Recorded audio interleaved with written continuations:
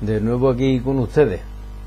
Hace bastante tiempo que no hago ningún vídeo y algunos hermanos comentando sobre temas doctrinales, en este caso el tema de la predestinación, dice: Pedro, ¿tú por qué no haces un vídeo exponiendo cómo lo ves tú? Y ese es el motivo de este vídeo. No sé cómo me saldrá, porque como siempre lo hago sin tener nada por delante. Todos los textos que tengo en mi mente, a lo mejor no digo la cita concreta, pero como esto va dirigido a hermanos, el que tenga dudas, que busque la concordancia, lo que yo digo de la Biblia. Por eso no doy datos muy concretos, porque sería mucha pérdida de tiempo y estos vídeos son cortos.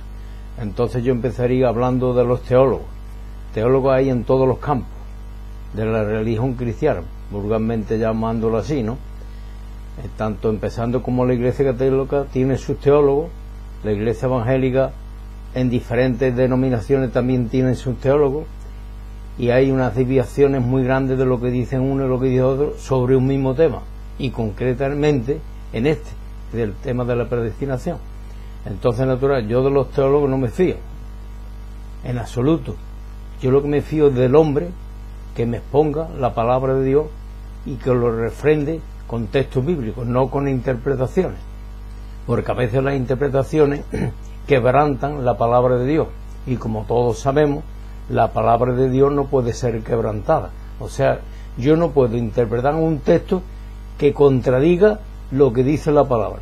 Si yo interpreto, el equivocado soy yo, porque la palabra está diciendo lo contrario, y eso le llama que la palabra de Dios no puede ser quebrantada, no puede ser contradicha, porque la palabra de Dios es la base y el fundamento para nuestra doctrina. Entonces, de los teólogos descartados, a mí no me importa quién diga lo que diga. A mí lo que me importa es si lo que dice viene en la palabra de Dios. Lo diga un teólogo, lo diga el hermano más humilde del mundo. Y yo rogaría que pusieran atención a los textos bíblicos que yo voy a dar, que es donde me apoyo. No me apoyo en interpretaciones mías. Entonces, natural, nos dicen, yo he leído, y mejor dicho, he estudiado concienzudamente el libro de la soberanía de Dios de Arthur Pym, que habla de la predestinación, que cree en la predestinación, y lo he estudiado minuciosamente, hoja por hoja, texto por texto, y comparando con la palabra. Lo he estudiado más que la otra opinión, que es la que yo creo. Yo no creo en la predestinación como ellos dicen.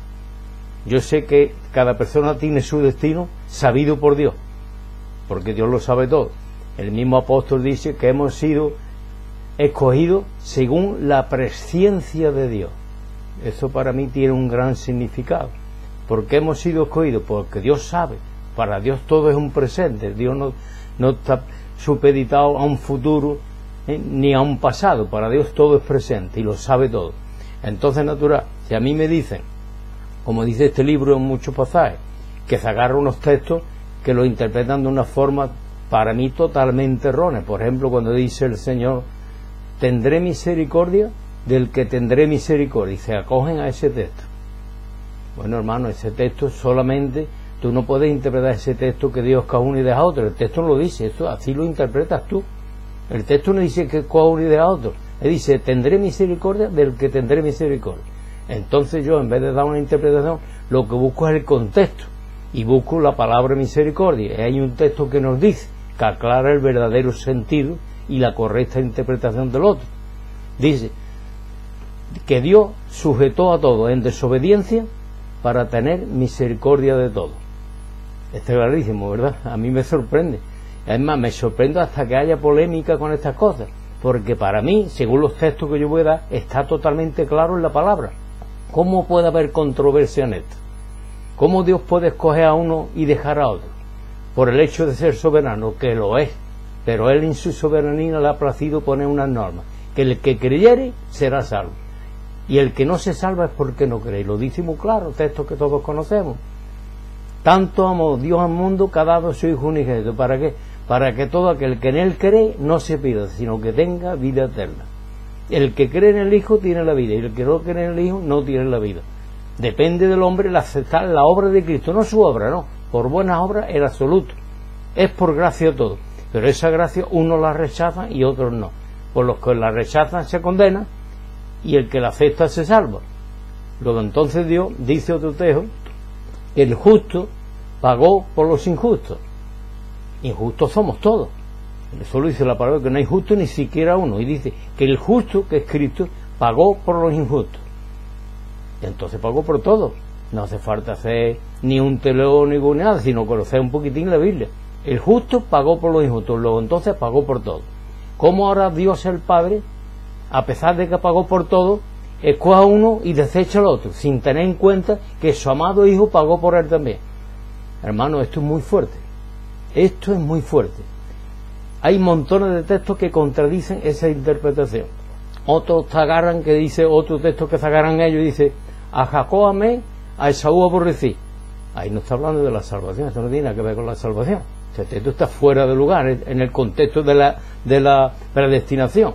A Jacob amé, a Esaú aborrecí. Y eso no me dice nada en cuanto a este tema en concreto.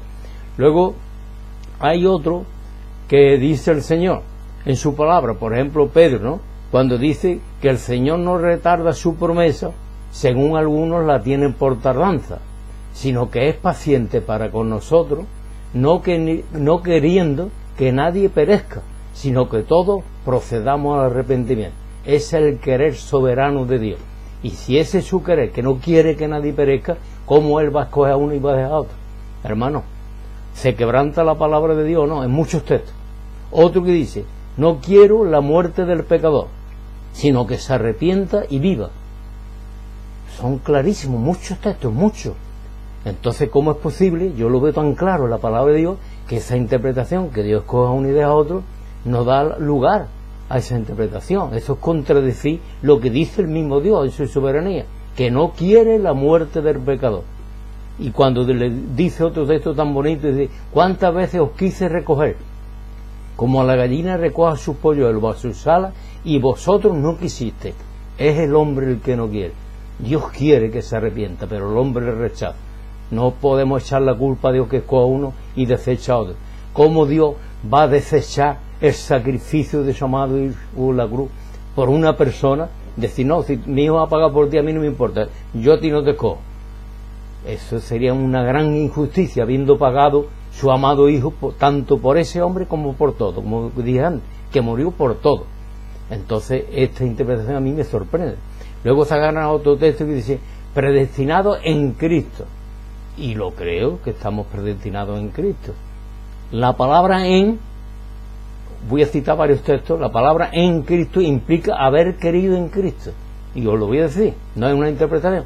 Dice: los muertos en Cristo resucitarán primero. ¿Qué quiere decir eso? Que los que han muerto creyendo en Cristo resucitarán primero. ¿Lo entendéis, no? Otro texto que habla de en. El que está en Cristo, nueva criatura es. ¿Qué os parece? El que está en Cristo, o sea, el que ha creído en Cristo, nueva criatura es. Entonces, hay más, que yo no, porque todo lo estoy diciendo de memoria, pero hay más textos que dicen en. O sea, la palabra en Cristo implica haber creído en Cristo. Entonces, ahora es cuando se interpreta correctamente, que donde dice predestinado en Cristo. No por Cristo, sino predestinado en. Predestinados porque hemos creído en Cristo. Y Dios lo sabía desde antes de la fundación del mundo. ¿Sí o no? ¿O no lo sabía? Pues eso es predestinado en Cristo.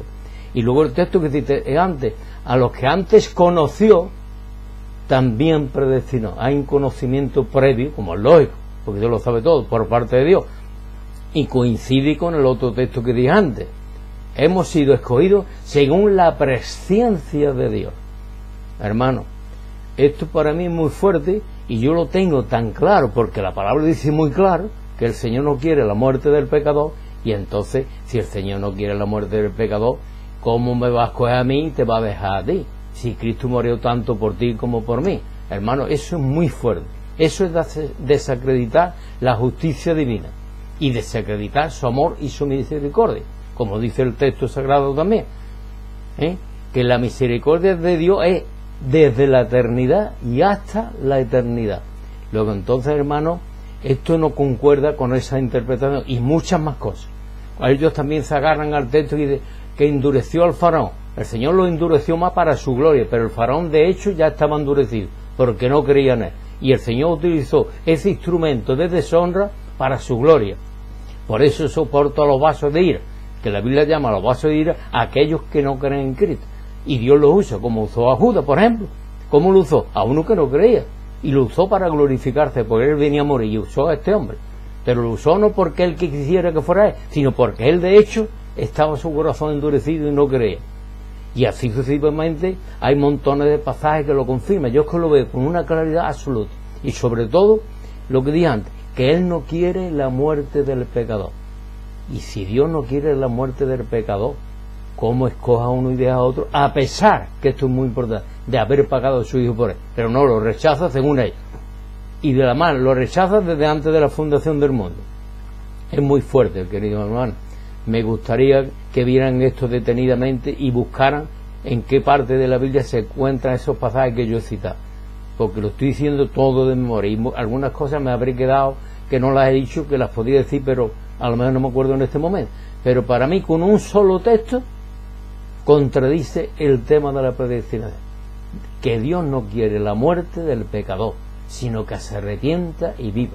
El que no se arrepiente, ese es el que se condena, pero no que Dios lo escoja para que se arrepienta. Hemos sido escogidos no por Cristo, hemos sido escogidos para que creamos en Cristo, no, sino hemos sido escogidos porque Él sabía de antemano que íbamos a creer, y eso es predestinado en Cristo. Y a los que antes conoció, hay un conocimiento mediante previo, también predestinado. A los predestinados, esto ustedes me dirán, y así sucesivamente. Entonces a mí me sorprende que haya polémica con esto, con la cantidad de textos que hay tan claros, que Dios en su soberanía envió a su amado Hijo de común acuerdo con Él para morir por todos los pecadores. Si por uno fuéramos condenados, por otro podemos ser salvos, si aceptamos el mensaje. Esa aceptación depende de nosotros. La obra ya está hecha. Yo no tengo que hacer nada para salvarme. Todo lo hizo Él en la cruz del Calvario, y somos salvos por gracia, por medio de la fe, y no por obra, como enfatiza la palabra, sino por gracia. Y eso no depende de nosotros, es un don de Dios. La salvación es un don de Dios, que se consigue por medio de la gracia, de la fe, como dice el texto también.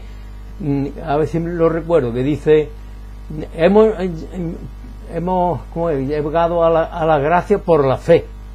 Parecido, pero es decir, que conseguimos la gracia por la fe. Me acuerdo ahora, tenemos entrada a la gracia por la fe. Ese es el texto. Me gustaría, hermano, que vieran esto detenidamente la palabra, que esta doctrina ha traído muchos males a las iglesias en general y los sigue trayendo todavía. Así que tenemos la obligación, tanto ustedes como yo y todo cristiano, de investigar, como dice la palabra, cada día la Escritura, para saber si esto es así o no es así. La palabra no puede ser quebrantada, hermano, y con esa interpretación se quebranta un montón de textos de la palabra de Dios. Así que os dejo esto y ruego al Señor que nos ilumina a todos, como dice su palabra, que hay un ruego, para que hablemos todos una misma cosa y no cosas diferentes, y mucho más en este caso tan concreto, que ridiculiza, como dije antes, la justicia, el amor y la misericordia de Dios, esa interpretación.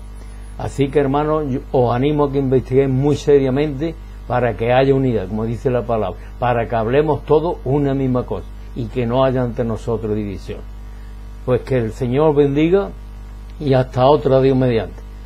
Me dijeron, como dije antes, que tenían interés en que yo hablara de esto. Pues este poquito he hablado, y todo de memoria, gracias al Señor, porque está en mi mente su palabra, que es la que tenemos que obedecer. Y repito, la palabra de Dios no puede ser quebrantada, y que todo sea para honra y gloria de Dios. Un abrazo a todos ustedes de mi parte, y que el Señor bendiga.